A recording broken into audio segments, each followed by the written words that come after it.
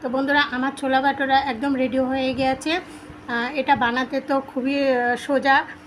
এটাতে বানাতে শুধু দই লাগবে আর আপনার আলু সিদ্ধ।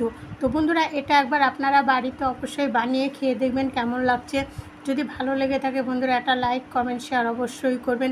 আপনারা যদি আমার চ্যানেলে নতুন হয়ে থাকেন, একটা সাবস্ক্রাইব করে বেল আইকনটা অবশ্যই দাবিয়ে দেবেন।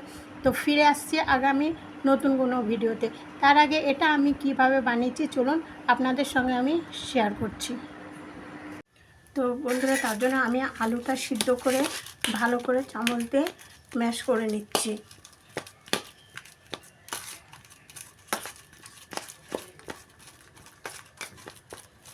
আমার আলুটা ম্যাশ হয়ে গেছে। এর ভেতরে আমি দিয়ে দিচ্ছি 2 চামচ ময়দা,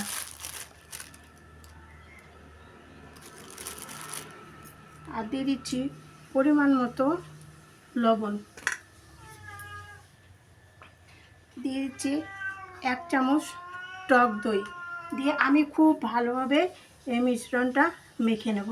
আমার এতে কোনো জল লাগেনি, আলু আর দইয়ে আমার এই ময়দাটা মাখা হয়ে গেছে। এটা আমি 10 মিনিটের মতো এইভাবে একটা ঢাকা দিয়ে রেখে দেবো।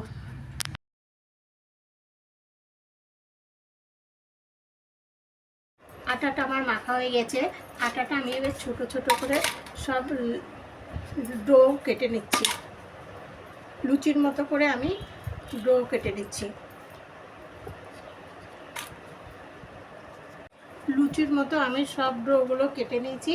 কেটে নিয়ে এটা আমি এবার বেলে নেব। এটা আমি ময়দা দিয়ে বেলবো, ময়দা দিয়েই আমি এটা বেলে নেব। আমি এতে কোনো তেল লাগাবো না, ময়দা দিয়ে আমি লুচিগুলো সব বেলে আমি ভাজতে যাব।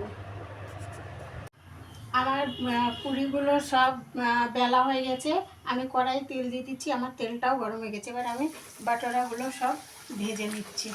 অল্প অল্প একটা একটা করে দিয়ে আমি ভালোভাবে ভেজে নিচ্ছি।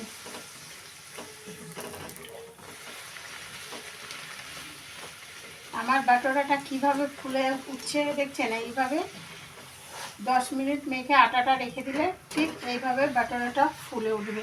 আমি একটা একটা করে সবগুলো ভেজে নেব।